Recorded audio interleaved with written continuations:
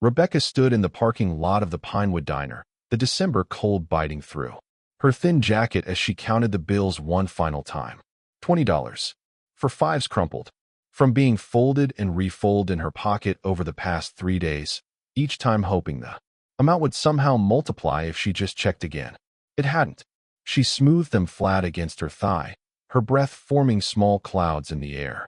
The safety pin holding her coat closed the button had fallen off 2 weeks ago, dug into her collarbone. Through the diner's frosted windows, she could see families already gathered. Inside, their silhouettes backlit by strings of colored lights. Christmas Eve, the one night she'd promised her daughters would be special, back when she still believed the temp agency would call with something permanent, back before the landlord taped that notice to their door yesterday morning. 3 months. That's how long it had been since the hospital laid her off budget cuts, they said. Nothing personal. But it felt personal when you were sitting in a car that wouldn't start, feeding your kids cereal for dinner 3 nights in a row, watching their faces try so hard to pretend everything was normal. If you've ever counted your last dollars wondering how you'd make it through, you already know this feeling. You're not alone in this story, and neither was Rebecca. Sometimes our darkest moments become the doorway to something we never expected. Stay with us to see where this Christmas Eve leads. The eviction notice had given them until January 2nd, 6 days after Christmas. She'd stared at it for an hour after the girls left for school, the words blurring together until she'd finally crumpled it and shoved it in the kitchen drawer with all the other bills she couldn't pay. But tonight was supposed to be different. She'd promised them a real Christmas Eve dinner, the kind with hot chocolate and pancakes and whipped cream, the kind that made kids believe in magic even when the world was falling apart, the kind that made a mother feel like maybe, just maybe, she was doing something right. Rebecca folded the bills carefully and tucked them back into her pocket, then checked her reflection in the car window. Her blonde hair needed washing. Dark circles shadowed her eyes. The duct tape she'd used to cover the hole in her right sneaker was peeling at the edges, gray against worn white canvas. She looked exactly like what she was, a woman holding on by her fingernails. She couldn't let them see that. Squaring her shoulders, Rebecca plastered on a smile and opened the back door of her ancient Toyota. Lily and Maya tumbled out in a tangle of winter coats and giggles, their blonde curls bouncing as they jumped into the snow-dusted parking lot. Is this it, Mommy? Is this where we're having Christmas Eve dinner? Lily grabbed her hand, practically vibrating with excitement. This is it, baby. Rebecca's voice came out steadier than she felt. The best diner in town. Do they have chocolate chip pancakes? Maya asked, her mittened hand finding Rebecca's other one. They have everything your heart could want. The lie sat heavy in her chest, but she kept smiling as they walked toward the entrance. The smell of motor oil and winter clung to everything, to her coat, to the parking lot, to the very air they breathed. Someone's car alarm chirped in the distance. A semi-truck rumbled past. On the highway, its engine a low growl that faded into the night.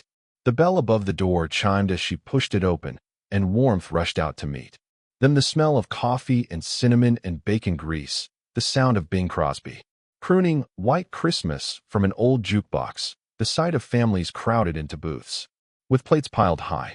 The air inside was thick and close, heavy with the breath of too many people in too small a space.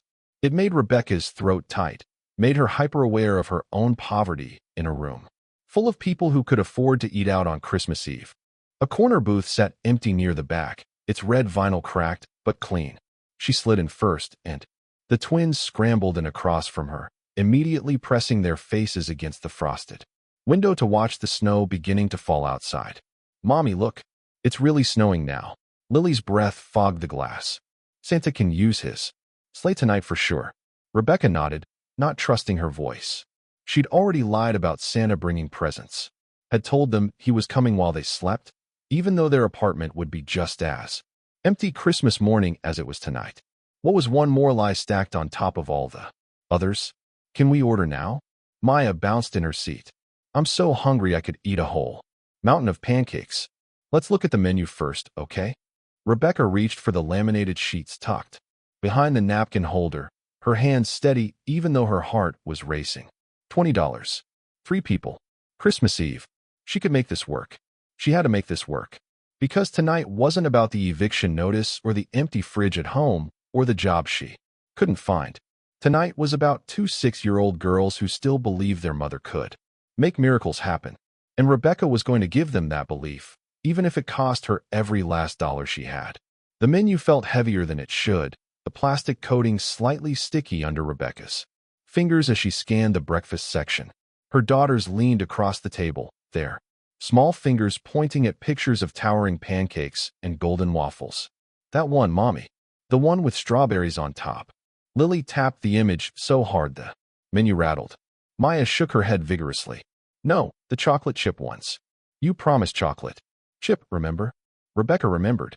She remembered everything she'd promised over the past 3 months, promises made in desperation, hoping tomorrow would somehow be better than today. Most of those promises sat unfulfilled in the spaces between them, invisible but heavy. Her eyes tracked down the prices, and her stomach dropped like she'd missed a step in the dark. $7.95. That's what the kids' chocolate chip pancakes cost. Not the $5.95 she remembered from the last time they'd come here, back in September when she still had a paycheck. When had they raised their prices? She did the math quickly, her fingers tightening on the menu. 2 orders at $7.95 each, $15.90. The hot chocolates would be another $3, maybe more. That left her with less than $2. Not enough for her own meal. Not enough for even a cup of coffee. Through the window, she could see a man getting out of a Mercedes, his wool coat pristine. His leather gloves probably worth more than her entire outfit. He was laughing at something. On his phone, completely at ease in a world that had money to spare. What are you getting, Mommy? Lily asked, her blue eyes bright with excitement.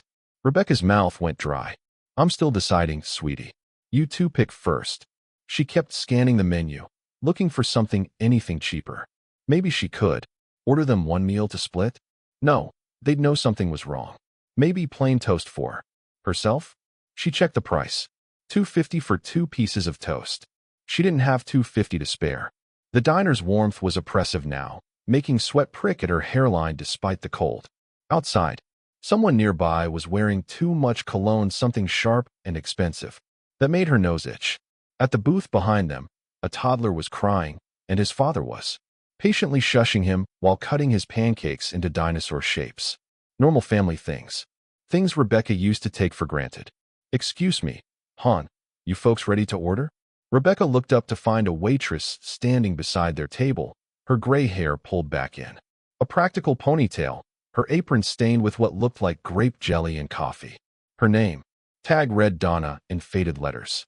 Her hands were red and chapped, the hands of someone who'd spent decades washing dishes and carrying plates. Yes, Rebecca's voice cracked, and she cleared her throat. We're ready. The twins immediately started talking over each other, their words tumbling out in excitement. Donna smiled at them with the kind of tired patience that came from years of serving families, her pen poised over her notepad. Okay, one at a time now. You first, sweetheart. She nodded at Lily. Chocolate chip pancakes with extra whipped cream, please. Same for me, Maya added. And hot chocolate with marshmallows. 2 hot chocolates coming up. Donna scribbled on her pad, then looked at Rebecca. And, for you, Mom. The moment stretched out. Rebecca could feel her daughters watching her, could see other families in the booths around them, a father cutting his son's pancakes into small bites, a grandmother laughing as her grandchildren stole bacon from her plate. Normal families, doing normal things on Christmas Eve. The air felt too thin suddenly, like there wasn't enough oxygen in the room. Just water for me, Rebecca said, forcing brightness into her voice. I had a big lunch earlier. Still full. Donna's pen stopped moving. Her eyes kind, but knowing met Rebecca's for a long moment. Something passed between them, an understanding that made Rebecca's cheeks burn with shame. Donna had seen this before, had seen hundreds of mothers making the same choice, giving everything to their children while they went without. You sure, hon? We've got a special on the soup today. Comes with bread. I'm sure. Thank you. Rebecca's smile felt brittle, like it might crack and fall off her face in pieces. Donna nodded slowly, then tucked her notepad into her apron pocket. 2 chocolate chip pancakes with extra whipped cream, 2 hot chocolates with marshmallows, and 1 water. I'll get that right out for you. As she walked away, Rebecca caught her glancing back once, her expression soft with something that looked dangerously close to pity. Mommy, why aren't you eating? Lily asked, her forehead wrinkling with concern. I told you, baby. I'm not hungry right now. The lie tasted bitter, especially since her stomach had been growling for the past 2 hours. She'd given Maya her own granola bar that morning, told her she'd eat later, and never did.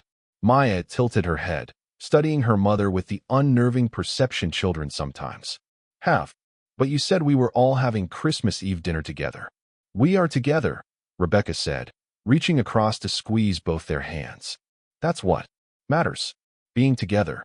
Lily seemed satisfied with this answer, immediately launching into a detailed description of what she wanted Santa to bring. But Maya kept watching her mother, a small crease between her eyebrows that made her look older than 6. Rebecca pulled her hands back and folded them in her lap, pressing her fingernails into her palms hard enough to leave crescents. Around them, the diner hummed with holiday cheer, conversations and laughter, the clink of silverware on plates, someone's phone playing Jingle Bell Rock, too loud. 2 tables over, a couple in their 30s ordered without even looking at the prices, the man casually asking for extra bacon, the woman laughing and saying why not, it's Christmas. Their wedding rings caught the light, thick gold bands that probably cost more than Rebecca's monthly rent used to be. 3 booths down, a family of 5 spread across their table with enough food for twice that. Many pancakes and eggs and hash browns and toast, everyone reaching across to steal bites from each other's plates like it was a game instead of a necessity. Rebecca looked down at the worn formica table, tracing the pattern with her finger. She used to be one of those people. Used to order extra bacon without thinking. Used to laugh about being too full and needing to be rolled out of restaurants. That person felt like someone she'd read about in a book once, someone fictional and far away. The first bite was always the best. Rebecca knew this from watching her daughters over countless meals. The way their eyes widened, the happy hum that escaped without them realizing. Maya made that sound now, her fork loaded with chocolate chips and whipped cream, and Rebecca felt something crack open in her chest. Mommy, these are so good. Lily kicked her feet under the table, syrup already on her chin. Why aren't you eating? The question hung in the air between them, heavier than it should be. Rebecca took a sip of her water, the ice cubes clinking against the glass with a sound that seemed too loud. I told you, sweetie. I ate before we came. But you didn't. Maya set down her fork with a deliberateness that was too adult, too knowing. I saw you. You gave me your granola bar this morning, and you didn't eat lunch. Rebecca's throat constricted. Children saw everything, remembered everything, even when you desperately needed them not to. I had some crackers while you were playing, she lied, the words coming easier now like her mouth had learned the shape of deception and could form it without thinking. But you said, Lily's voice rose, confused and worried. You said we were having Christmas dinner together. All of us. You promised. The word promised landed like a physical blow. How many promises had Rebecca made in the past 3 months? How many had she already broken? The apartment would be warm. They'd go to the park on Saturday. Santa would bring that doll they'd been asking for.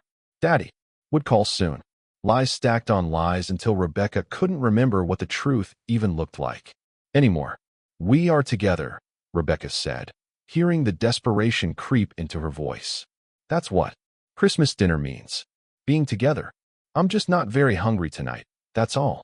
Are you sick? Lily reached across the table, her small hand sticky with syrup, landing on top of Rebecca's. Is that why you're not eating? Because your tummy hurts. I'm fine, baby. I promise. Another promise she couldn't keep. I just want to watch you too. Enjoy your special meal. Maya's eyes never left her mother's face, and Rebecca could see her daughter working something out, piecing together fragments of overheard conversations and changed routines. The cereal for dinner. The canceled trips. The way Rebecca's smile had started.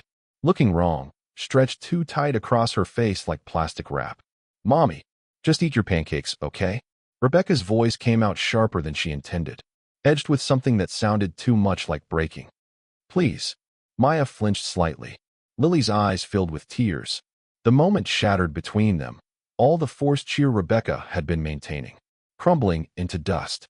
I'm sorry, Rebecca whispered immediately, reaching for both their hands. I'm so sorry.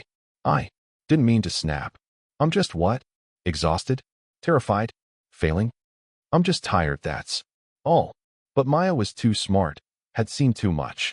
You're always tired now, she said quietly. And you're always sad, even when you smile. The truth of it hit Rebecca like a fist to the stomach. She opened her mouth to deny it, to manufacture another lie, but nothing came out. What could she say? That everything was fine when it clearly wasn't. That she wasn't breaking when she could feel herself splintering apart? I know things have been hard, Rebecca finally said, her voice barely above a whisper. She was aware of other diners nearby, aware that her failure as a mother was on display for everyone to witness. But I'm trying. I'm trying so hard to make things good for you too. But you're not eating, Lily said, her voice small and scared. And you give us your food. And you cry when you think we're asleep. Rebecca's vision blurred. She blinked hard, trying to hold it together, but a tear escaped and rolled down her cheek anyway. She wiped it quickly with the back of her hand. Sometimes mommies have to make sacrifices, she said, the words feeling inadequate. Even as she spoke them. That's what love looks like sometimes. Making sure the people you love have what they need, even if it means you go without. But what about what you need? Maya's question was too wise, too adult. Who makes sure you have what you need? The answer was nobody. There was nobody to catch Rebecca when she fell, nobody to make sure she ate or slept or didn't completely fall apart. Just her, alone, trying to keep two small people afloat while she drowned. I have what I need, Rebecca lied. I have you too. That's everything. But even as she said it, her stomach cramped with hunger. She pressed a hand against it, trying to quiet the growling that seemed obscenely loud in the warm diner. Around them, other families continued their celebrations, oblivious to the quiet tragedy unfolding in the corner booth. At the booth to their left, a father was teaching his toddler how to cut his own pancakes, both of them laughing when the syrup went everywhere. The man's hands were steady and patient, his voice warm with affection. He wore a wedding ring that matched his wife's thick platinum bands that caught the light. To their right, a grandmother slid half her eggs onto her grandson's plate, saying she'd ordered too much, even though they both knew she hadn't. It was a gift wrapped in casual lie, the kind of sacrifice that looked effortless because it came from abundance rather than scarcity. Rebecca watched a businessman 3 tables away signal Donna for more coffee without even looking up from his phone. Watched him wave his hand dismissively when she asked if he wanted cream, like even that small decision was beneath his attention. His suit probably cost more than Rebecca made in a month back when she had a job, back when she made anything at all. He probably spent more on his morning coffee than Rebecca had in her pocket right now. The unfairness of it burned in her stomach, or maybe that was just hunger. She'd lost the ability to tell the difference. What kind of mother brings her children to a restaurant and doesn't eat? What kind of mother sits there with an empty stomach, watching them consume the last $20 she has in the world, knowing that tomorrow there would be nothing? That the day after Christmas, the electricity might be shut off? That in 6 days, they might be on the street? What kind of mother lies to her children on Christmas Eve? A bad one, Rebecca thought. A failing one. The kind who couldn't keep her job or her husband or her apartment or any of the things that made a life stable and secure. Mommy, you're crying again. Rebecca's hand flew to her cheek, finding it wet. She hadn't even realized. She wiped quickly, forcing out a laugh that sounded hollow even to her own ears. No, baby, I'm not crying. Just got something in my eye. But Lily's bottom lip was trembling now, and Maya had set down her fork completely, her plate still half full. They sat there in their 2 small coats with their blonde curls tangled from static, looking at their mother with an expression that no child should ever have to wear, the weight of adult understanding settling on small shoulders. Please don't stop eating, Rebecca said, panic rising in her throat like bile. Please. I'm fine. I swear. Just finish your pancakes. They're getting cold. We could share, Maya said again, pushing her plate toward the center of the table with a determination that broke Rebecca's heart. We don't need all this food. We could give you half. No. The word came out too sharp, too loud. Several nearby diners glanced over. Rebecca lowered her voice. forcing it to sound gentle even though everything inside her was screaming. No, baby. Those are yours. I want you to eat every single bite. For me. Please. The twins exchanged that look again, their silent twin communication, and Rebecca could see them having an entire conversation without words. Finally, reluctantly, they picked up their forks and continued eating. But the joy was gone. The Christmas magic Rebecca had tried so desperately to create had evaporated like steam from a hot cup, leaving only the cold reality behind. A mother who couldn't feed herself, children who knew it, and a future that looked darker with each passing day. Rebecca sat with her glass of ice water and her empty stomach and her breaking heart, watching her daughters dutifully finish their pancakes because their mother had asked them to, because they were good children trying to protect her from the weight of her own failure. And she knew, with absolute certainty, that this was rock bottom. There was nowhere lower to fall. The door opened with such force that the bells above it didn't chime, they clanged, a harsh, metallic sound that cut through the ambient noise of the diner like a knife. Cold wind rushed in, scattering napkins from unattended tables and making the Christmas lights sway violently on their strings. The temperature in the room seemed to drop 10 degrees instantly. Rebecca looked up from her water glass, grateful for the distraction from her daughters' worried eyes. A man filled the doorway, not just occupied it, but filled it, his shoulders so broad they nearly touched both sides of the frame. He stood there for a moment, silhouetted against the snow and the street lights, his breath creating thick clouds in the frigid air that rolled into the warm diner like fog. Then he stepped inside. The diner didn't go completely silent, but conversations faltered mid-sentence. Forks paused, halfway to mouths. Heads turned, then quickly looked away, then turned back again like people couldn't help themselves. Even the jukebox seemed to lower, Bing Crosby's voice fading into the background. Sometimes the people who scare us most end up teaching us the greatest lessons. Sometimes judgment blinds us to grace standing right in front of us. What happens next in this diner will change everything Rebecca thought she knew about angels and strangers, and maybe it'll change something for you too. Keep listening. The man was massive, easily 6'4", with a build that suggested he'd spent his life doing actual physical labor, not sculpting himself in some gym. His leather jacket was worn, soft with age and weather, the black surface cracked in patterns that looked like rivers on a map. Patches covered every available space: skulls, eagles, flames, things Rebecca couldn't quite make out in the flickering light. Silver chains hung from his belt loops, and his wallet clinking softly with each movement. But it was his face that made Rebecca's breath catch, weathered and lined like a road map of hard years, his beard thick and shot through with gray, his hair pulled back in a ponytail that fell past his collar. Scars marked his hands, one across his knuckles, another running from his wrist up into his sleeve. His eyes, when he scanned the room, were the pale blue of winter ice, the kind of cold that burned. Behind him, for more bikers filed in like a military unit, smaller than the first, but not by much, all leather and denim and chains, all wearing vests that said Nomads MC across the back, with a skull and wings patch that Rebecca recognized from news reports about motorcycle clubs, the kind of reports that used words like dangerous and criminal element, and showed grainy footage of bar fights and drug busts. The door swung shut behind them, bells clanging again. One of them kicked snow off his boots, the sound sharp in the strained quiet. Rebecca's heart was already racing before she understood why. Some primitive part of her brain had recognized threat, had activated every alarm system her body possessed.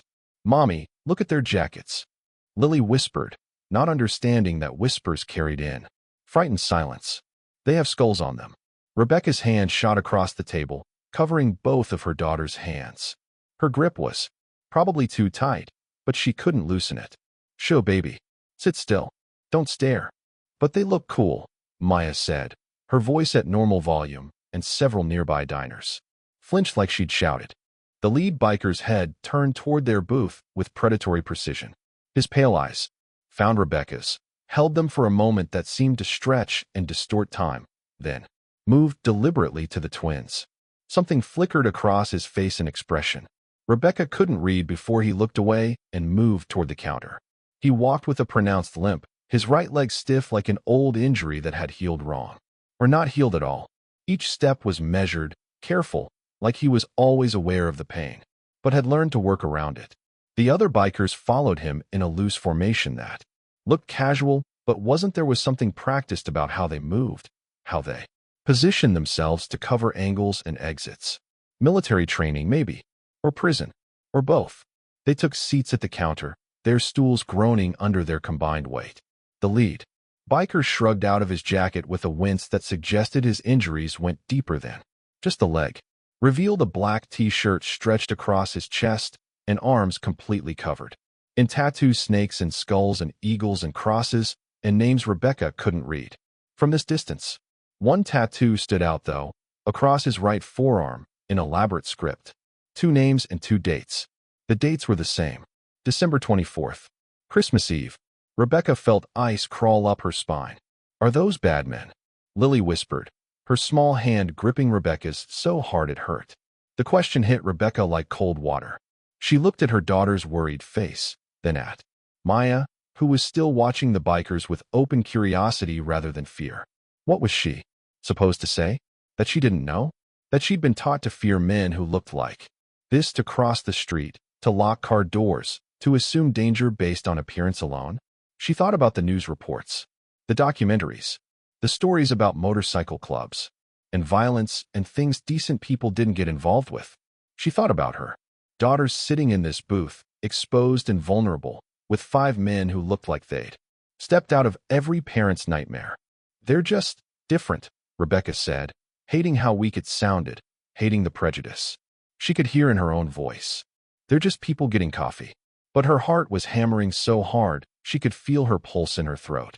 Her hands were shaking. Every protective instinct she had was screaming at her to gather her children and leave, to get them away from these men who represented everything dangerous and unpredictable about a world she couldn't control. And she hated herself for thinking it. Hated that she was judging these men based on their appearance, their clothes, the patches on their vests. Wasn't that exactly what people did to her when they saw a woman in thrift store clothes paying for groceries with food stamps? Didn't she feel that same sting of judgment, that same assumption of unworthiness based on nothing but appearance? But this was different, wasn't it? This was about keeping her children safe. That was a mother's job, to assess threats, to protect, to err on the side of caution even if it meant being prejudiced. Except, Donna appeared from the kitchen, moving quickly but not frantically toward the counter. Rebecca watched her pour coffee into 5 mugs without being asked, watched her exchange words with the lead biker that were too quiet to hear. Whatever he said made Donna nod, her shoulders relaxing visibly. She even smiled, a real smile, warm and genuine, not the careful service smile she wore for difficult customers. The biker's voice, when Rebecca caught fragments of it, was surprisingly soft, gravelly, roughened by years of cigarettes or whiskey or both, but not aggressive, not threatening. Same as always, Donna. Appreciate it. Long ride. One of the younger bikers, maybe in his 30s, with a shaved head and a scar bisecting his eyebrow, pulled out his phone and showed Donna something that made her laugh. Another was reading a newspaper someone had left on the counter, his lips moving slightly as he scanned the articles.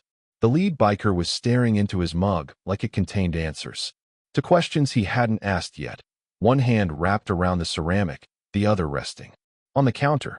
His knuckles were scarred and swollen, the hands of someone who'd worked with them his entire life or fought with them, or both.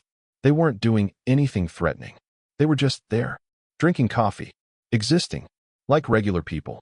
Mommy, your hand is squeezing too tight, Maya said, and Rebecca realized she'd been crushing her daughter's fingers in her grip hard enough to leave marks. Sorry, baby. She loosened her hold, but didn't let go.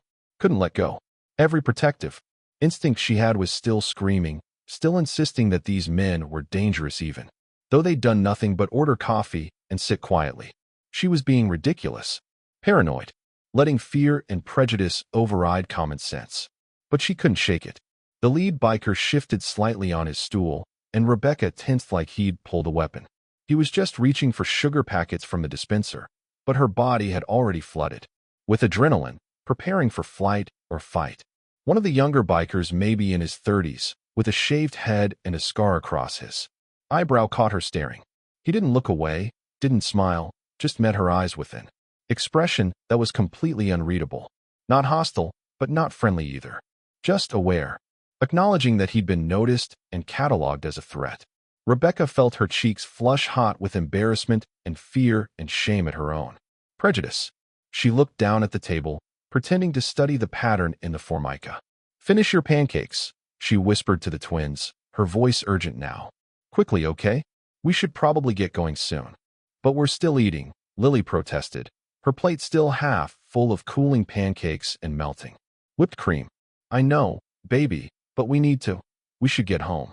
It's getting late." "Why?" Maya's two perceptive eyes were back on her mother's face. "We just got here. And you said we could stay as long as we wanted." "Because I'm scared. Because I don't trust these men. Because every instinct I have is telling me to run even though they haven't done anything wrong. Because I'm a terrible person who judges people based on how they look, and I hate myself for it, but I can't stop." "Because it's Christmas Eve," Rebecca said instead. "And we have things to do at home." "What things?" "Sit in their cold apartment? Count the hours until the eviction? Pretend that Christmas morning wouldn't be empty?" But fear was stronger than logic right now. Fear was making her heart race and her palms sweat, and her mind conjure scenarios where these men somehow threatened her children, even though they'd done absolutely nothing to suggest they would. They were just drinking coffee, just sitting there, just existing in the same space as Rebecca's family. And that, apparently, was enough to terrify her. She hated herself for it, but she couldn't stop it. The lead biker raised his mug to his lips, and Rebecca watched the movement like it might transform into something dangerous. But he just drank, set the mug down, said something to Donna that made her refill it. Normal things, harmless things, things that shouldn't make Rebecca's hands shake and her breath come shallow. But they did, because sometimes fear wasn't rational. Sometimes it was just there, living in your body, making decisions before your conscious mind caught up. Sometimes prejudice wasn't something you chose, but something that chose you, that sank its claws in deep and refused to let go no matter how much you wished it would. Rebecca sat in her booth with her daughters and her fear and her shame, watching 5 men who'd done nothing wrong, waiting for them to leave so she could breathe again, and hating herself a little more with each passing second. The minutes crawled past like hours. Rebecca's daughters ate their pancakes slowly, savoring each bite, completely unaware of their mother's hypervigilance. The bikers remained at the counter, ordering food, now burgers and fries, the smell of grease and meat filling the air and making Rebecca's empty stomach cramp with hunger and nausea. She tried not to stare, but her eyes kept drifting back to them, cataloging every movement, every gesture, looking for signs of danger that never materialized. The lead biker pulled out reading glasses, for God's sake, and squinted at the menu. One of the others was showing Donna pictures on his phone, their voices a low murmur of conversation that sounded almost normal, friendly, even. Rebecca felt her fear beginning to ebb, replaced slowly by embarrassment at her own overreaction. Then the businessman 2 booths over started talking. He'd been there when they arrived, a man in his 50s wearing an expensive suit and a wedding ring he kept twisting absently as he talked on his phone. His voice had been a constant background hum, loud enough to carry but not quite loud enough to make out individual words. Until now. "Yeah, I'm stuck in this dump waiting out the snow," he said, his voice suddenly clear and carrying across the diner. "Nothing but welfare cases and—" He paused, and Rebecca felt his gaze sweep across the room, felt it land on her table, felt it take in her thrift store coat with the missing button held together by a safety pin, her daughter's 2 small jackets with the frayed cuffs, her own duct-taped sneakers visible under the table. "People who clearly can't afford to eat out," he finished, not bothering to lower his voice. "I mean, if you can't afford a proper meal, maybe don't bring your kids to a restaurant, you know. It's just sad." Rebecca's face burned like someone had slapped her. She looked down at her water glass, willing herself invisible, willing the floor to open up and swallow her whole. "Some people shouldn't have kids if they can't provide for them," the man continued, apparently on a roll now, his voice dripping with contempt. "Look at that woman in the Corner can't even afford to eat herself, just sitting there with her glass of water. Pathetic. Maya's hand found Rebecca's under the table. Mommy, what does he mean? Nothing, baby. He doesn't mean anything. But her voice was shaking, betraying the lie. I can't hear you, Lily whispered, tears welling in her eyes. That man is being mean. He was being mean. And he was right. That was the worst part. Every word was true. Rebecca was pathetic. She couldn't provide for her children. She didn't belong here. Pretending she could afford things she couldn't. Putting on a show of normalcy when everything was falling apart. The businessman laughed, the sound harsh and cold. Probably on food stamps. Probably. Hasn't worked a day in her. Hey. The single word cut through the diner like a blade. Deep, gravelly, carrying a weight that made everyone in the room go still. The lead biker had turned on his stool, his pale blue eyes fixed on the businessman with an intensity that was almost physical. He wasn't loud, wasn't yelling, but something in his tone made it clear that this wasn't a request for attention, it was a command. Yeah. The businessman's voice held false bravado, but Rebecca could hear the tremor. Underneath. You talking to me? I am. The biker stood slowly, his movements deliberate. His limp was more pronounced now, but he still moved with a kind of controlled power that made the businessman shrink. Back in his booth. You got something you want to say? Say it to my face. Leave the lady alone. I was just. You were just what? The biker took 2 steps closer, and the businessman actually pressed himself against the booth's back. Just talking shit about a woman trying to feed her kids on Christmas Eve? That what you were doing? The diner had gone completely silent now. Even the jukebox seemed to have stopped, though Rebecca knew that was impossible. Look, I didn't mean. Yeah, you did. The biker's voice was still quiet, still controlled, but there was steel underneath. You meant every word. You looked at her, and you judged her, and you decided. She was less than you because her coat's got a safety pin instead of a button. Rebecca's throat was so tight she couldn't breathe. She wanted to sink through the floor, wanted to disappear, wanted to be anywhere, but here having her poverty defended by a man who scared her almost as much as the businessman's words had hurt her. Let me tell you something. The biker continued, and now he was looking at Rebecca, his eyes meeting hers across the diner. That woman, she's worth 10 of you. She's feeding her babies with her last dollar and going hungry herself so they can smile on Christmas Eve. You know what that takes. That takes strength you'll never understand. He turned back to the businessman, who had his phone pressed against his chest like a shield. So here's what's going to happen, the biker said, his voice dropping even lower. You're going to pay your bill. Leave a generous tip for Donna, who doesn't get paid enough to listen to your bullshit, and you're going to get the hell out of here. And if I ever hear you talking about that woman or her kids again, we're going to have a very different kind of conversation. We clear?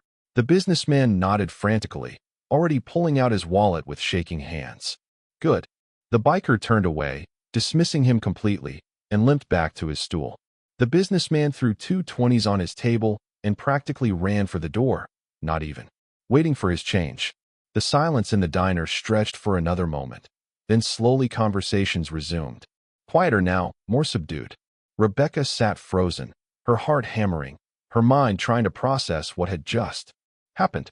The man she'd been terrified of, the dangerous biker with his scars and his tattoos and his criminal-looking vest, had just defended her, had seen her humiliation and stepped in to stop it.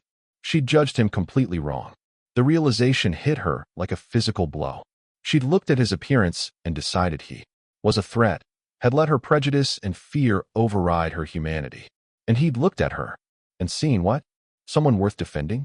Someone worthy of dignity? Tears burned her eyes, but for a completely different reason now. That was cool, Maya whispered, awe in her voice.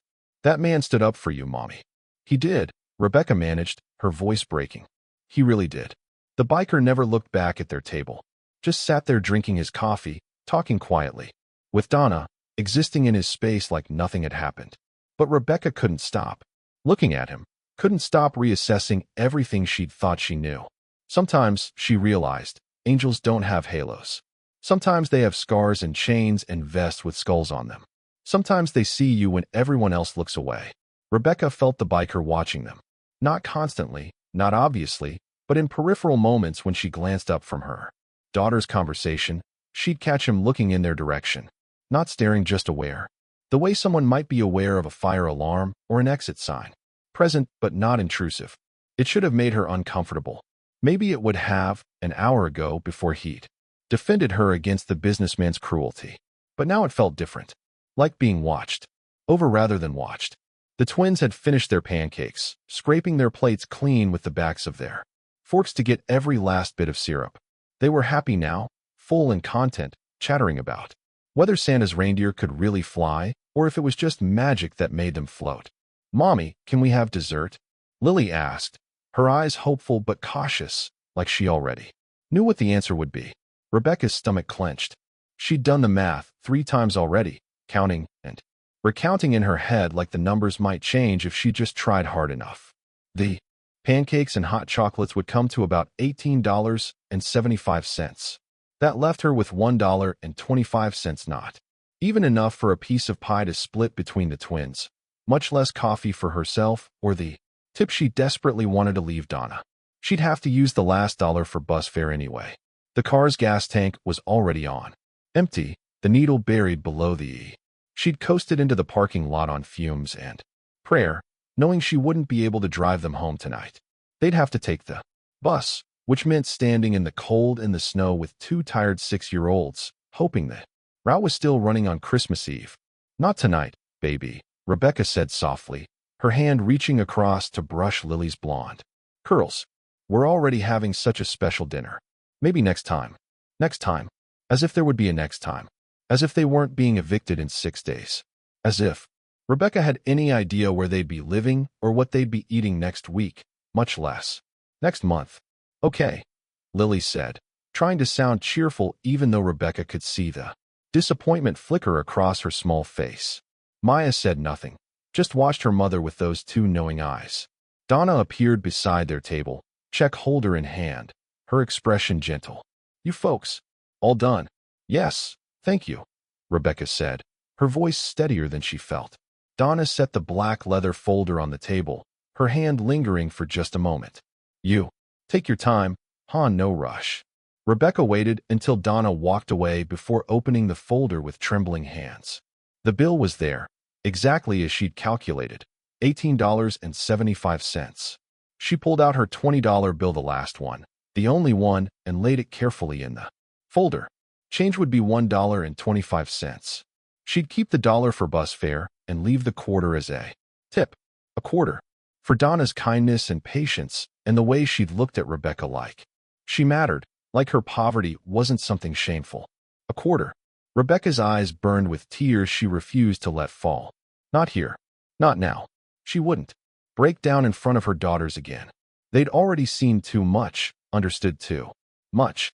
She was gathering her coat, preparing to shepherd the twins toward the door, when she noticed it. Donna's tip jar sat at the end of the counter, a large glass container with a handwritten sign that said, "Holiday tips appreciated." Around it, smaller signs explained that Donna was a single grandmother raising her teenage grandson, that she'd worked at the diner for 30 years, that every bit helped. The jar was nearly empty. A few coins scattered at the bottom, maybe $2 or $3 in bills. Nothing close to what someone working a double shift on Christmas Eve deserved. Rebecca looked at the dollar bill in her hand. Her last dollar. The one she needed for bus fare home. She looked at her daughters, already sliding out of the booth, their cheeks flushed with warmth and full bellies. She looked at Donna behind the counter, refilling coffee for the bikers, her shoulders tired, her movements practiced and automatic after decades of the same routine. She looked at the dollar again. They could walk. It was only 3 miles, maybe a little more. The snow wasn't that heavy. Yet, the twins were bundled warm. They could walk home, singing Christmas carols, making it an adventure instead of a hardship. They'd be cold, but they'd make it. Donna would be here until midnight at least, serving families who might not tip, dealing with difficult customers, standing on feet that probably ached constantly at her age. Rebecca stood slowly, the dollar clutched in her hand. "Mommy, are we leaving?" Maya asked. "In just a minute, baby. I need to do something first." She walked to the counter where Donna was wiping down surfaces, her movements mechanical and weary. The tip jar sat there, nearly empty, a visible reminder that kindness often went unrewarded. Rebecca's hand hovered over the jar.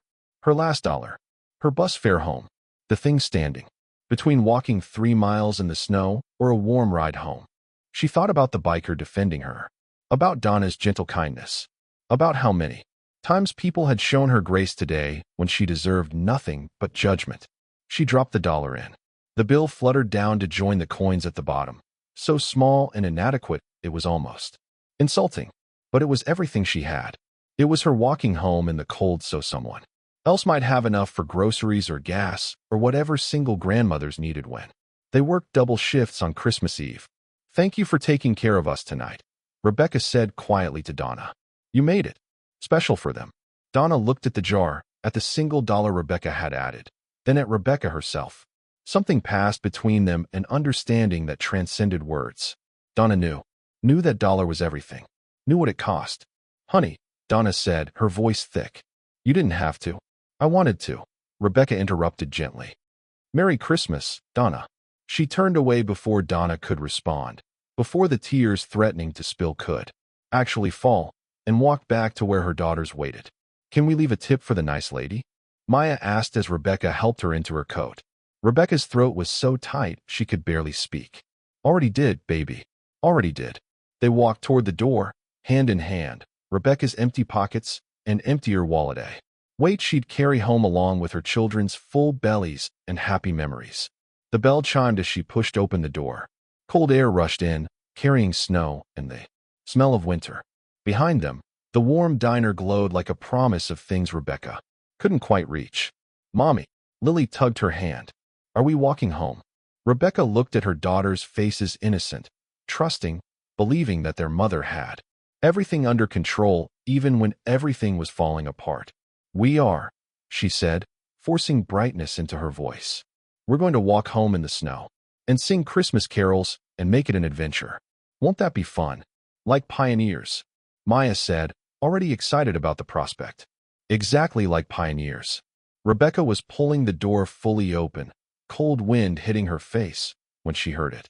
Wait, that same gravelly voice. The one that had defended her. The one that had made a grown man run from the diner in fear. She turned.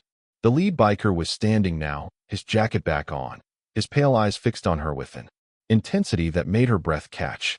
"Don't go yet," he said. It wasn't a command. Wasn't a threat. It was something else, something Rebecca couldn't quite identify. "We really should," she started. "Please." The single word, soft and rough at the same time. "Just wait one more minute."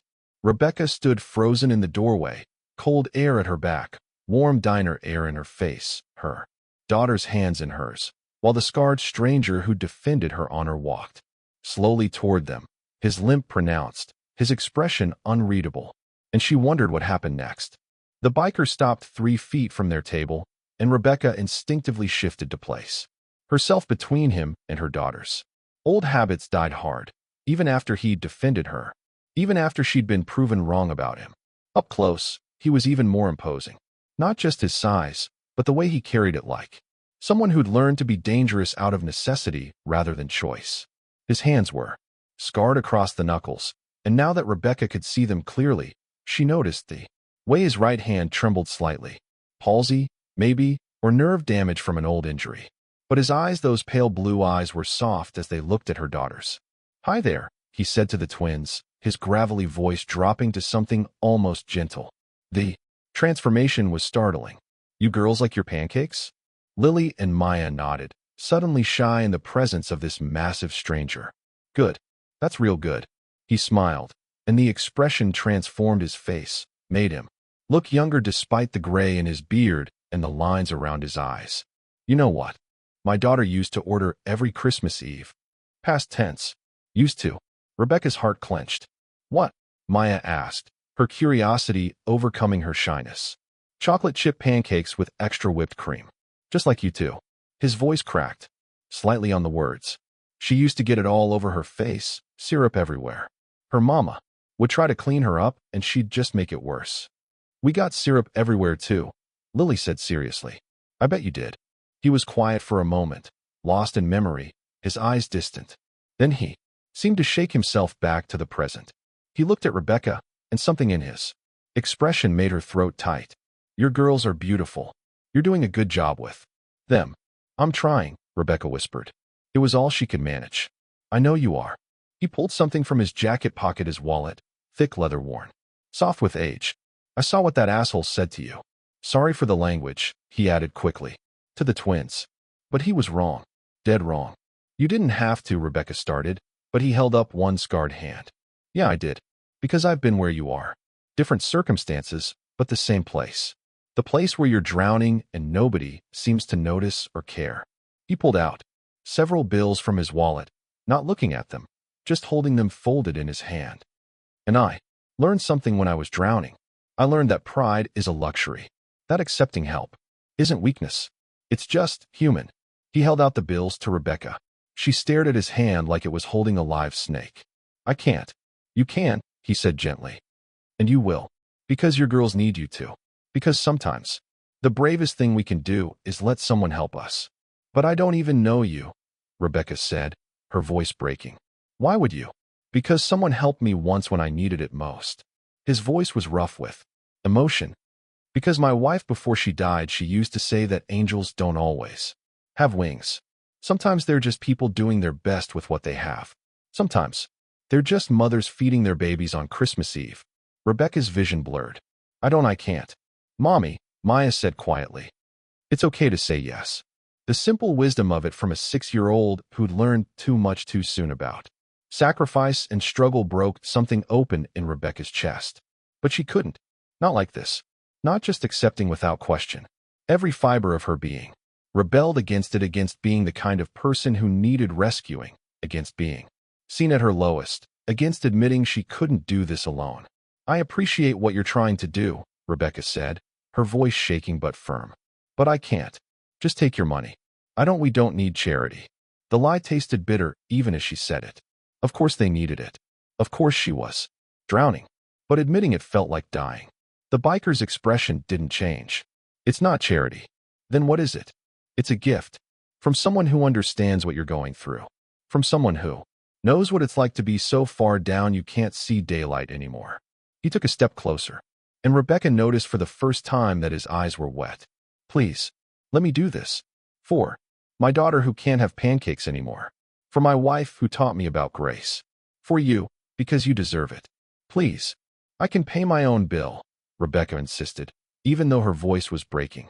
I have money. I can. I know you do, he said softly. I saw you put your last dollar in Donna's jar. Your bus fare. The money you needed to get your girls home warm. His voice dropped to almost a whisper. That took more courage than anything I've ever done. You gave away something you needed because someone else needed it too. That's not weakness. That's strength. Rebecca's breath came in short gasps. Tears were streaming down her face now, hot and unstoppable. I don't want to be this person. I don't want to be someone who can't feed her own children. I don't want. Nobody wants to be here. The biker interrupted gently. But here you are. And the question isn't whether you're strong enough to do it alone, because you are. I can see that. The question is whether you're strong enough to accept help when it's offered. Whether you're brave enough to let someone see you struggling and not run away from it.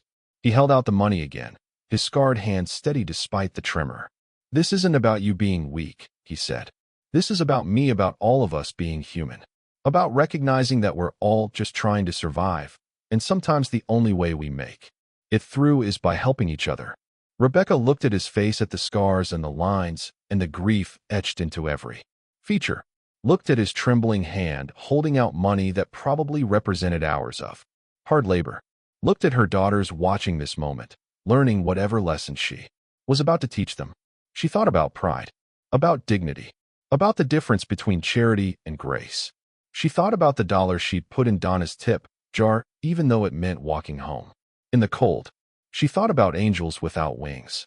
Please, the biker said again, and the word held everything: is loss, his pain, is desperate need to transform tragedy into something meaningful. Let me honor them. Let me be what someone was for me once. Please.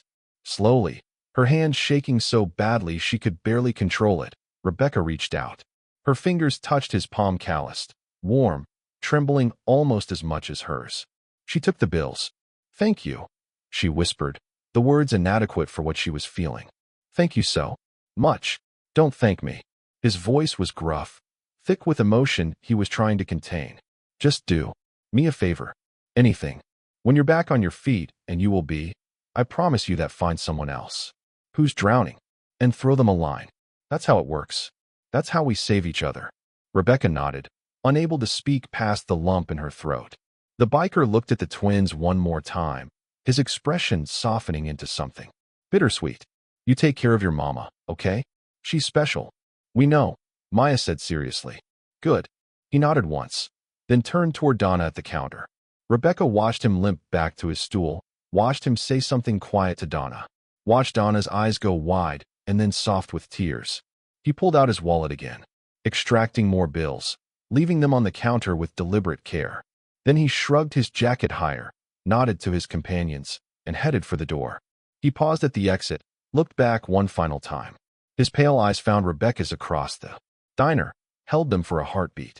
Then he was gone, the bells chiming in his wake, cold air rushing in briefly before the door swung shut. Rebecca stood there in the sudden silence, clutching the money he'd given her, feeling the weight of it in a way that had nothing to do with dollars and everything to do with grace. Donna hurried over, her eyes bright with tears, a white envelope in her hand. He paid your bill, she said, her voice shaking. Paid it in full and left this. She handed Rebecca the envelope. He said to give it to you after he left. Rebecca opened it with trembling fingers. Inside was more money, crisp bills that added up to far more than their meal cost. And a note, written in heavy, masculine handwriting on diner napkin. Merry Christmas. You're doing great, Mom. I know it doesn't feel like it. I know you're scared and tired, and probably wondering how you're going to make it through tomorrow. But I watched you tonight. Watched you give your kids everything you had even when you had nothing. Watched you put that dollar in Donna's jar when you needed it for bus fare. That's what angels do. They give when they have nothing left to give. My wife and daughter died 3 years ago tonight. Drunk driver, instant. I wasn't there to save them. So now I try to save other people when I can. Try to pass on what they taught me. About grace. You're going to be okay. Maybe not tomorrow, but eventually. Because people who love that hard don't stay down forever. Take care of those beautiful girls. Someone who knows. Rebecca read it 3 times, the words blurring as tears finally spilled over and ran hot down her cold cheeks. She pressed the note against her chest, her breath coming in shuddering. Gasps. Mommy, why are you crying? Lily asked, worried. Because someone was kind to us, Rebecca managed. Because the world is a little less dark than I thought it was. She looked at Donna, who was openly crying now too. How much did he leave? Enough to cover your meal with $100 extra, Donna said softly. And he left me. 100 too. Said any woman raising a grandson by herself deserved more than a quarter. Tip. He'd seen that too. Seen Donna's situation, read the signs on her tip jar, understood. He'd seen everyone's pain and tried to ease it. Was he? Rebecca's voice cracked. Was he real? Real as rain, Han. Donna wiped her eyes with her apron. Comes in every Christmas Eve. Never says much. Just looks around for someone who needs help, and then, she gestured at the envelope. Then he does his thing and disappears. I don't even know his name. Just call him the Christmas angel in my head. Rebecca counted the money with shaking hands. The bills he'd given her directly, plus what was in the envelope. $170 total. $170. She could buy the twins real presents now. Could get gas for the car. Could buy groceries. That would last 2 weeks instead of 2 days. Could breathe, just a little, for just a moment. It wasn't enough to solve everything. Wasn't enough to stop the eviction or fix her broken life. But it was enough to matter. Enough to give her daughters a real Christmas. Enough to let her believe, for just a moment, that maybe everything would be okay. What do we say, girls?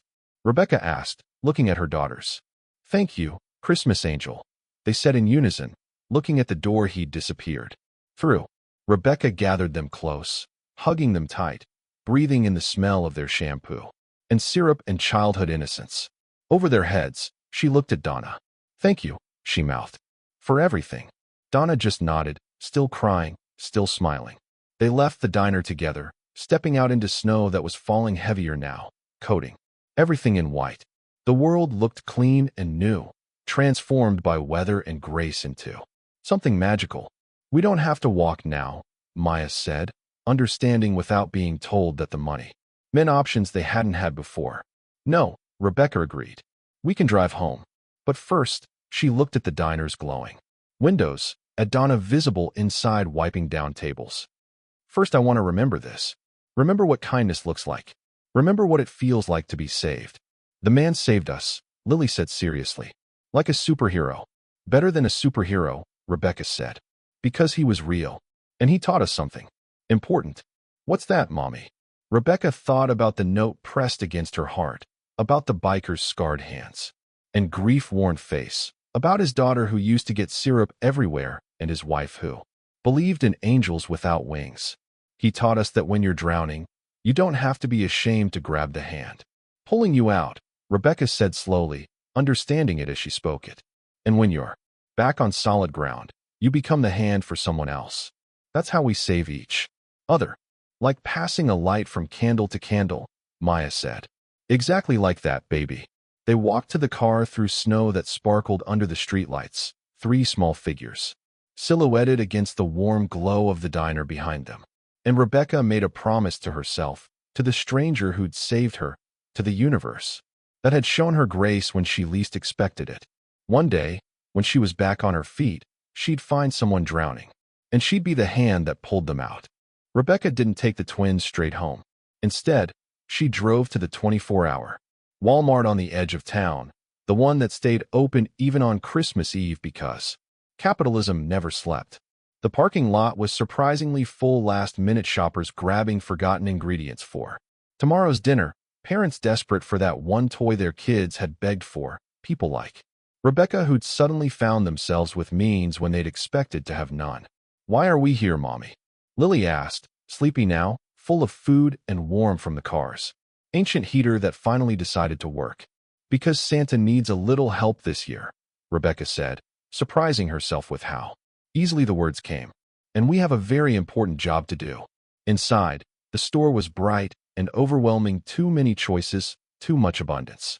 After months of having nothing, Rebecca felt paralyzed for a moment, standing just inside the entrance, looking at the displays of toys and decorations and everything she hadn't been able to give her daughters. She had $170. Enough for Christmas, but not enough to be careless. She had to be smart, had to make it count. They walked through the toy section, and Rebecca watched her daughters' faces light up at things they'd stopped asking for months ago. A doll with elaborate dresses, an art set with every color imaginable, books and games and stuffed animals. Can we get, Maya started, then stopped herself. She'd learned not to ask. Learned that asking led to disappointment and her mother's pained expression. Yes, Rebecca said, her voice firm. Tonight, yes. Pick one thing each. Whatever you want. The twins looked at her like she'd spoken a foreign language. Really? Lily whispered. Really?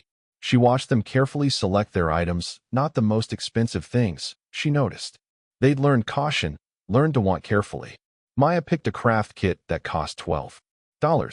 Lily chose a book about horses that cost $20 total for gifts that would make Christmas morning magical. Rebecca added a few small things: chocolate Santas, candy canes, small notebooks they could draw in. $40 spent, $130 remaining. Then she saw it. Near the checkout lanes, a woman about her age was standing with 2 small children younger than the twins, maybe 3 and 4. The woman was counting coins in her palm, her lips moving as she calculated. On the conveyor belt sat the saddest collection of items Rebecca had ever seen: a gallon of milk, a loaf of bread, a small package of deli meat, a single can of soup. The total on the register read $14.67. The woman had $12.34 in coins. Rebecca watched her face as the cashier, a tired teenager with acne and dead eyes, told her the amount. Watched the hope drain away, watched the calculation happen. Which items to put back? The meat, probably. That was the most expensive.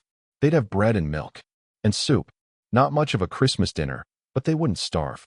The woman reached for the deli meat, her hand shaking slightly. Wait, Rebecca heard herself say.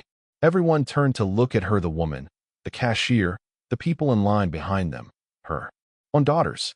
Rebecca walked forward, pulling out a $20 bill from her pocket. Let me get this. No, I couldn't, the woman started, her face flushing red. Please, Rebecca said, and she understood now why the biker had said it that way. Not demanding, not insisting, just asking, giving someone the gift of accepting a gift. It's Christmas Eve. Let me help. The woman's eyes filled with tears. I don't, why would you? Because someone helped me tonight, Rebecca said simply. And this is how it works. We pass it forward. She handed the 20 to the cashier before the woman could protest further. The teenager ran it through with the mechanical efficiency of someone who'd seen too many tragedies to be moved by them anymore. Your changes, she started. Keep it, Rebecca said. To the woman with the 2 small children, she added, Merry Christmas. Thank you. The woman whispered, gathering her groceries with shaking hands. Thank you so much. I don't even know your name. You don't need to, Rebecca said, thinking of the biker who disappeared into the snow. Just remember it when you're back on your feet. Find someone else who needs a hand. The woman nodded, tears streaming down her face, and hurried away with her children. Before she broke down completely, Rebecca turned back to her own daughters, who were watching her with expressions she couldn't quite read. That was your Christmas present money, Maya said quietly. No, Rebecca corrected gently. That was my thank you to the Christmas angel. That was me learning what he tried to teach me. But now we have less. We have enough, Rebecca said firmly. We always have enough when we're willing to share it. They paid for their own items $50 now, with the 20 she'd given away, and walked back to the car. The snow was still falling, thick and heavy, covering the parking lot in pristine white. Mommy, Lily asked as Rebecca buckled her in. Are we angels now too? Rebecca thought about the biker's note. About his wife who'd said angels don't always have wings. About how grace worked passing from hand to hand, person to person, moment to moment. I think maybe we're trying to be, she said. And that's what matters. Not being perfect, but trying. They drove home through the snow-covered streets, the twins clutching their small gifts. Rebecca clutching the knowledge that she'd done something good with something given to her in goodness. The biker's words echoed in her mind. When you're back on your feet, find someone else who's drowning and throw them a line. She wasn't back on her feet yet. Was still drowning, really, with the eviction notice waiting at home and the bills still unpaid and the job still not found. But she'd reached out anyway, had passed the grace forward even when she wasn't sure she could afford to. And somehow, that made her feel less like she was drowning and more like she was swimming. Not to shore yet, not to safety, but swimming, moving, alive. 1 year later, Rebecca stood in the parking lot of the Pinewood Diner, watching snow fall. Exactly the way it had 12 months ago. Same cold air biting through her jacket. Same Christmas lights wrapped around the windows. Same Bing Crosby drifting from inside. But everything else was different. The twins tumbled out of the car, the same ancient Toyota, miraculously still running, and grabbed her hands without being asked. They were 7 now, taller, their blonde curls longer, old enough to remember last Christmas Eve with perfect clarity, old enough to understand what tonight meant. Are we really doing this, Mommy? Maya asked, her voice hushed with reverence. We're really doing this, Rebecca confirmed. Maybe you've been Rebecca counting your last dollars, wondering how you'd make it through. Maybe you've been the biker transforming your own pain into grace for others. Or maybe you're somewhere in between, learning what it means to pass light from candle to candle. Wherever you are in this story, you're not alone. Subscribe to hear more stories about hope, grace, and the unexpected angels among us. Because these stories, they're not just about other people. They're about all of us. She'd found work in February, 3 weeks after that Christmas Eve. Not her old hospital job, that door had closed permanently, but something else. A position at a nursing home, helping with activities and meal service. The pay was less than half what she'd made before, but it was steady. It came with benefits. It was enough. They'd lost the apartment anyway. The eviction had gone through, and for 2 months they'd lived in a shelter while Rebecca saved every penny. But in April, she'd found a new place, smaller, in a worse neighborhood, but theirs. A 1-bedroom where the twins still shared a bed and Rebecca slept on the couch, but it had heat and running water and a landlord who accepted her spotty rental history because she'd paid 3 months up front. It wasn't much. Some months were still tight, but they were making it. And tonight, Christmas Eve again, they had come back. The bell chimed as they entered, and the warmth enveloped them immediately. The diner looked exactly the same worn red vinyl booths, same Christmas decorations, same smell of coffee and cinnamon. Rebecca's throat tightened with memory. Donna was behind the counter, her gray hair now more silver than gray, her apron still stained, her smile still tired but genuine. She looked up when the bell chimed, and her eyes widened in recognition. "Well, I'll be damned," she said softly, coming around the counter. "Look who's back." "Hi, Donna." Rebecca's voice was steadier than it had been a year ago. Stronger. "Merry Christmas." "Merry Christmas, hon." Donna knelt down, addressing the twins. "You two have grown a foot since I saw you last. You remember me. You're the nice waitress," Lily said immediately. "You gave us extra whipped cream. And you knew about the angel man," Maya added. Donna's smile turned bittersweet. "That's right. I did." She stood, looking at Rebecca with questions in her eyes. "Same booth?" Rebecca nodded. "If it's available." It was the corner booth, their booth from last year, sat empty like it had been waiting for them. They slid in Rebecca on one side, the twins on the other, and Donna brought them menus they didn't need. "Take your time," she said, but her eyes held knowing. She understood what this pilgrimage meant. Rebecca let the twins order first. They chose the same thing they'd had last year: chocolate chip pancakes with extra whipped cream, hot chocolate with marshmallows. A tradition now, something to carry forward. But this time, when Donna turned to her, Rebecca didn't hesitate. "I'll have the same," she said. "And coffee, please." Donna wrote it down, but her pen paused. She looked at Rebecca with something like pride.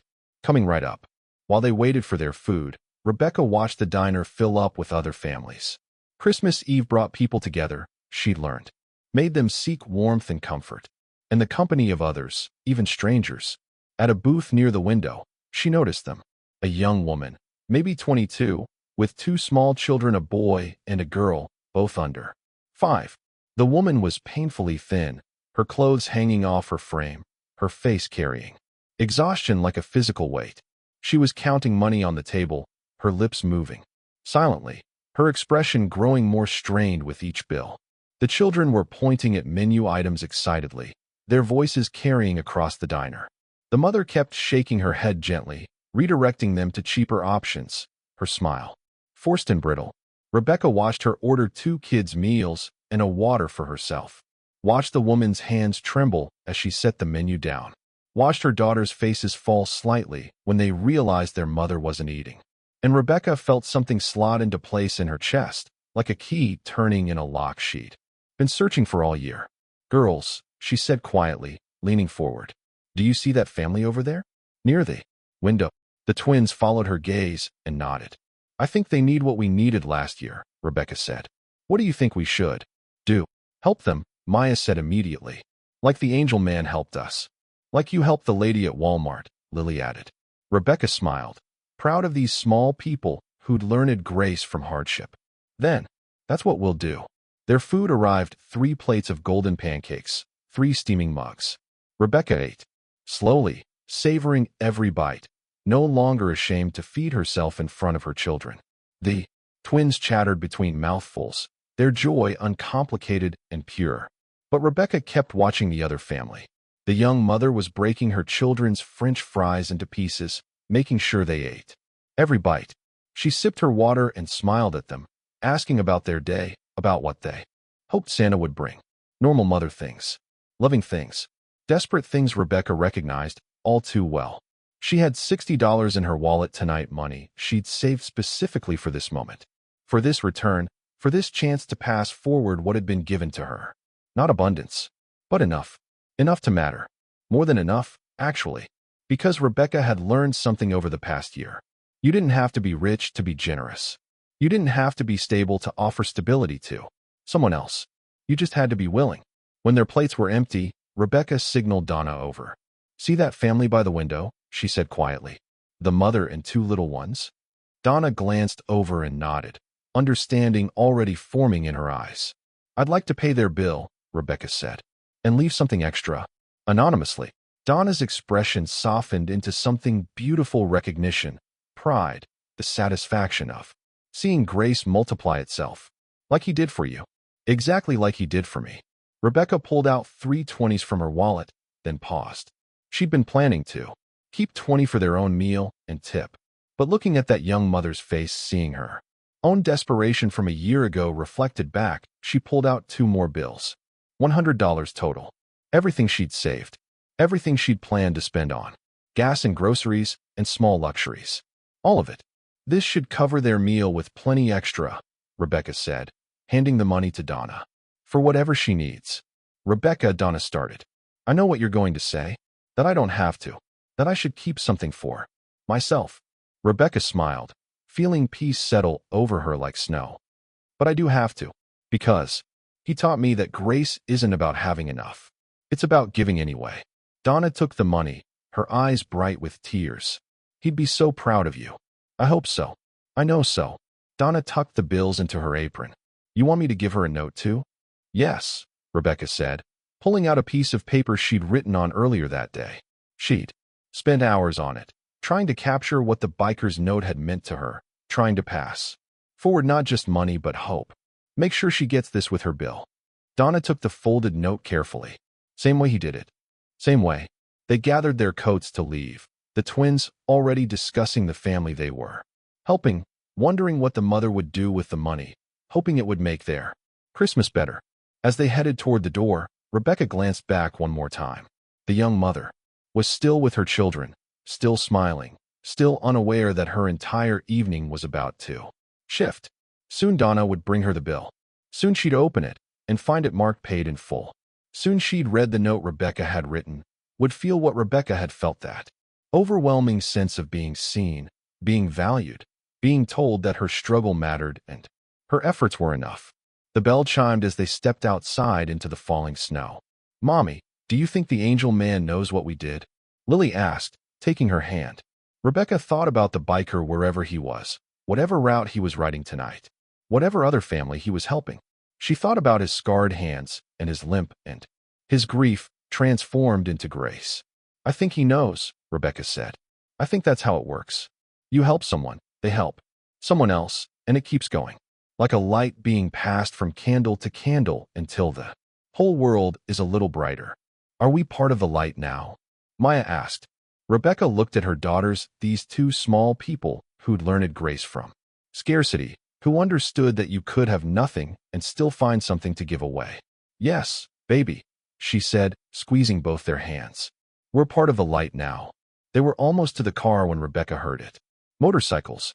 The rumble grew louder, and then they appeared, 5 bikes turning into the parking lot, their chrome catching the glow of Christmas lights. The riders wore leather jackets and vests, with familiar patches, breath forming clouds in the cold air as they dismounted. Rebecca's heart hammered as the lead rider pulled off his helmet. Pale blue eyes, gray-streaked beard, the same scars, the same weathered face, the same limp as he swung his leg over the bike. It was him. The Christmas angel had returned.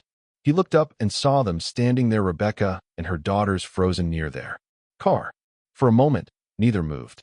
Then, slowly, his weathered face split into a smile that transformed every harsh line into something soft.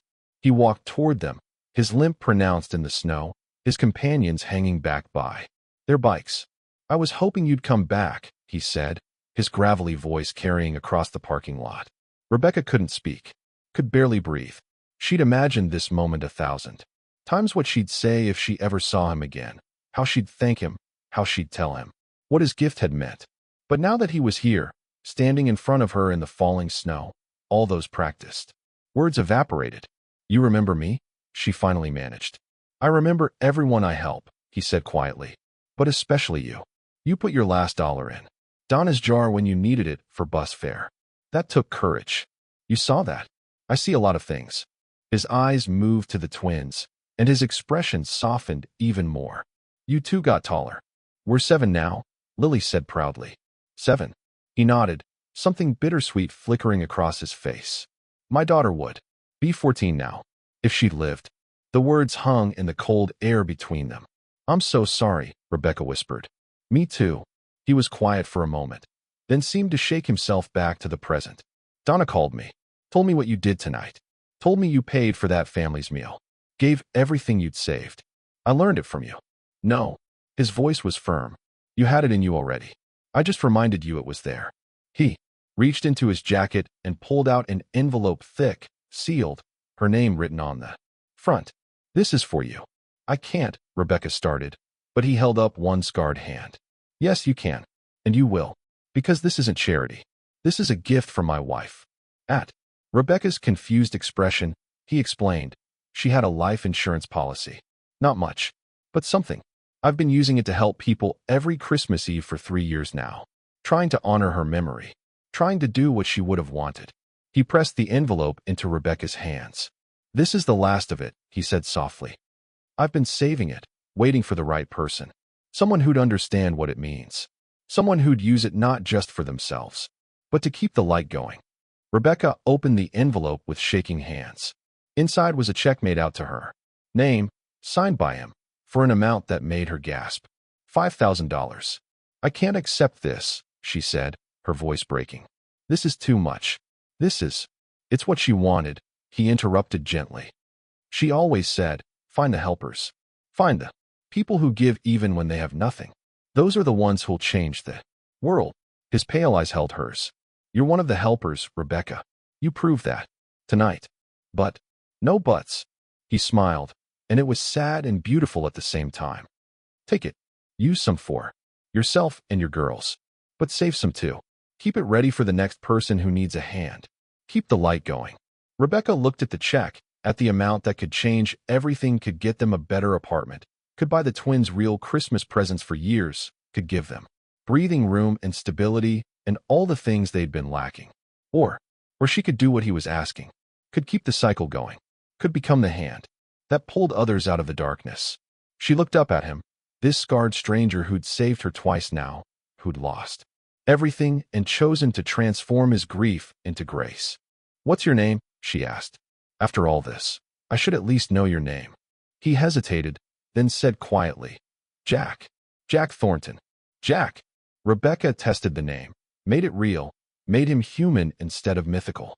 Thank you, Jack. For everything. For seeing me. For this. She held up the envelope. For teaching me what grace looks like. Thank you for learning it, he said simply. Not everyone does. He turned to leave, but Rebecca's voice stopped him. Jack, will you be here next year? Same time. He looked back over his shoulder, and his smile was genuine now, reaching his eyes. I will if you will. Then I'll see you next year. I'll be watching for you. He paused, then added, and Rebecca, don't wait until next year to help someone. The world's full of people drowning. They need you now. I won't, she promised. I won't wait. He walked back to his bike, his brothers greeting him with backslaps and gruff affection. They mounted up, engines rumbling to life, breath and exhaust creating clouds in the cold air. Jack put on his helmet but paused before starting his bike. He looked at Rebecca one more time, raised one scarred hand in a wave. Then they were gone, 5 motorcycles disappearing into the snowy night, the sound of their engines fading until only silence and falling snow remained. Rebecca stood there in the parking lot, her daughters on either side of her, holding a check. That felt like both an ending and a beginning. Mommy, Maya said quietly, what are you going to do with the money? Rebecca thought about the young mother inside, about the note she'd left, about grace, multiplying itself through willing hands. She thought about Jack Thornton and his wife and daughter, about their love transformed into a legacy of kindness. She thought about Donna, working double shifts, about the businessman who'd insulted her, about every person who'd ever struggled to feed their children on Christmas Eve. I'm going to keep the light going, she said finally, just like he asked me to. How? By helping people. By being the hand that pulls people out of the water when they're drowning. By teaching you too that the most important thing you can do in this world is see other people's pain and choose to ease it. She squeezed their hands. And we won't wait until next year. We'll start now. This week. This month.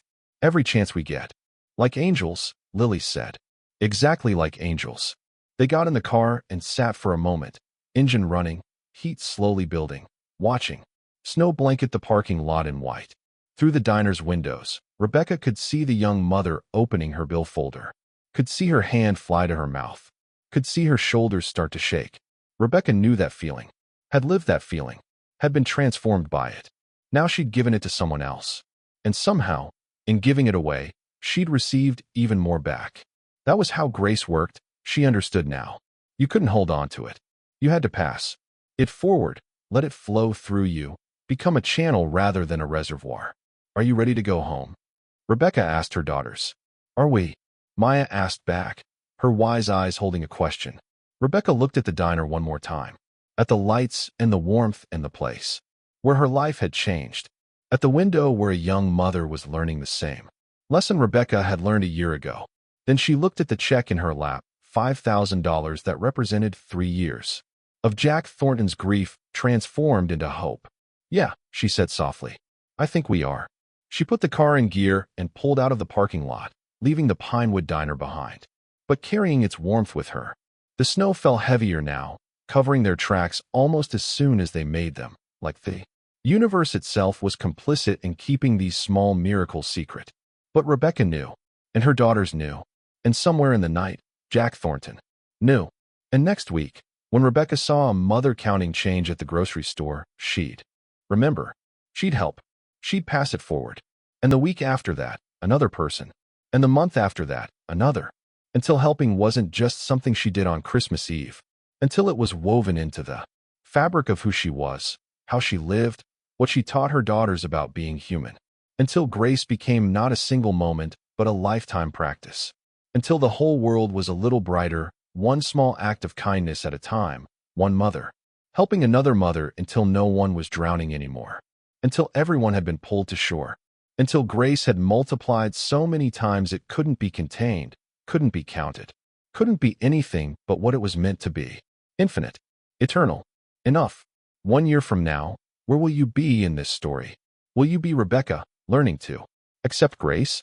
Will you be Jack, transforming pain into purpose? Or will you be the next person whose life changes because someone chose kindness when they could have chosen to look away? Subscribe to this channel for more stories that remind us all why hope matters, why grace multiplies, and why the smallest acts of kindness create ripples that never stop spreading. Because this story, it's not fiction. It's happening right now in diners and grocery stores and parking lots across the world. It's happening every time someone chooses to see another person's pain and respond with compassion instead of judgment. Drop a comment below. Have you ever been helped by a stranger? Or been the stranger who helped someone else? Your story could be the light someone else needs to see today. Share it. Pass it forward. Keep the light going. Because that's how we save each other. That's how grace works. One story at a time. One hand reaching for another in the darkness. Until everyone makes it home. Subscribe now for more stories of hope, grace, and unexpected angels. Comment your own story of kindness given or received. Like if this story touched your heart. Share to pass the light to someone who needs it today.